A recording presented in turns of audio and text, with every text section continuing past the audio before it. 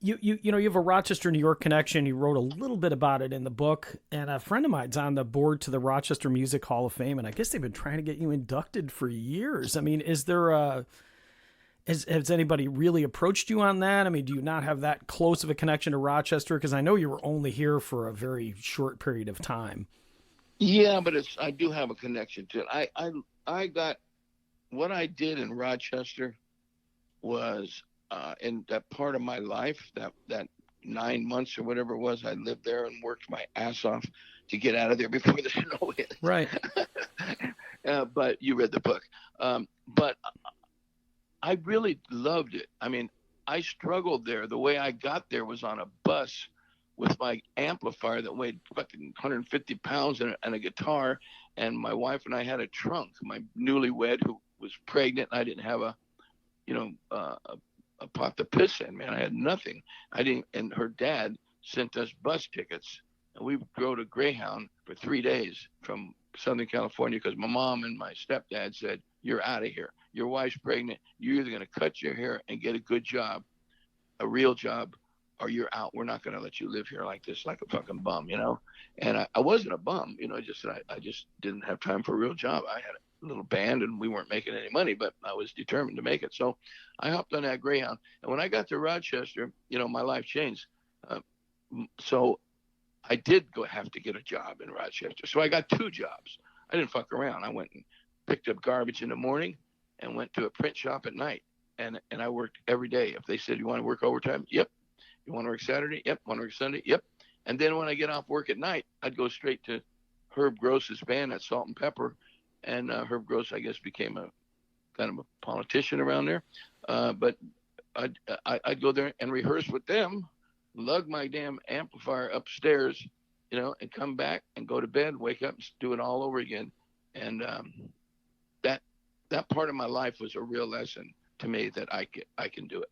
You know, whatever it takes, I can do it. So eating at Nick Tahoe's every Yeah, day. remember the Knicks and Abbott's custard you mentioned Abbott's too? custard. I mean, Just those are crazy wonderful. stuff. Yeah, It's still, when I go to Rochester, I still go yeah. straight to Abbott's. You know, I mean, if it's still there. I mean, I would go there if it's still there. It's COVID. Who knows what's open after COVID? But I know Nick Tahoe's, I heard, is still open. Is that true? Oh yeah, Nick's is still open. That nasty one on Main Street that we used to go there at 3 o'clock in the morning too. I'm sure that's That's when the you went one. there. Yeah, And that's when you go. You either go yeah, at for 5 in the sure. morning or 3 in the morning. Yeah, Three no, to I five. remember. We've had very similar experiences. I had a kid at age 17, and I got thrown on a Greyhound bus to go to Denver with the pregnant mom. So I mean, I get it. It's not. I don't know. Kind of drives you to. I mean, I still work a lot because I don't want to be poor, man. Being poor it sucks. It's horrible. Thank you. I've been poor. You want to know the difference? I don't want to be it again. Yeah, Right? So no, I why are agree. you working?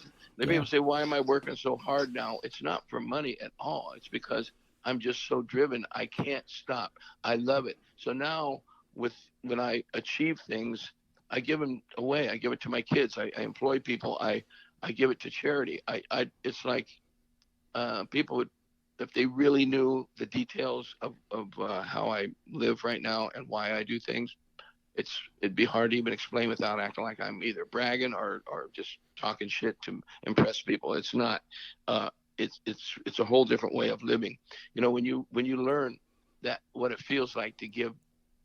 You know, I wrote a song, "Give to Live," because that's about when I first felt unconditional love, and I realized that people say, "I want to feel love." You know, make me feel it. And you go, "How do I can't feel it. I can't feel it." You don't feel love. You don't take it.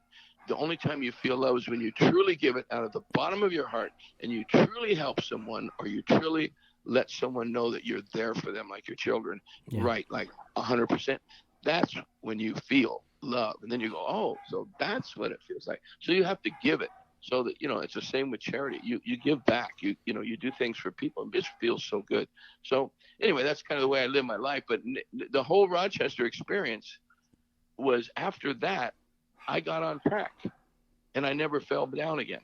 yeah. I never fell down again. I fell down before Rochester. I was out. I had nowhere to go. I was fucking desperate, and I worked my way through it.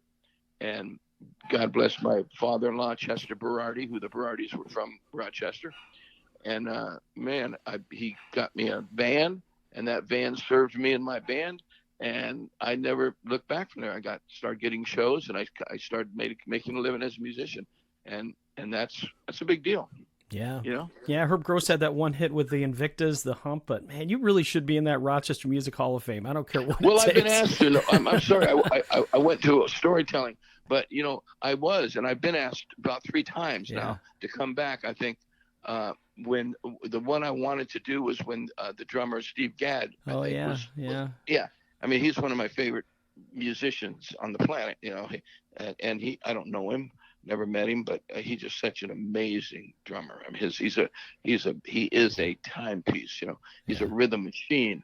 But anyway, I will do it someday. I just haven't been able to. I live on the West Coast. Well, now I have a place on the East Coast. Maybe it'd be easier now. All right. Super quick question, because I know that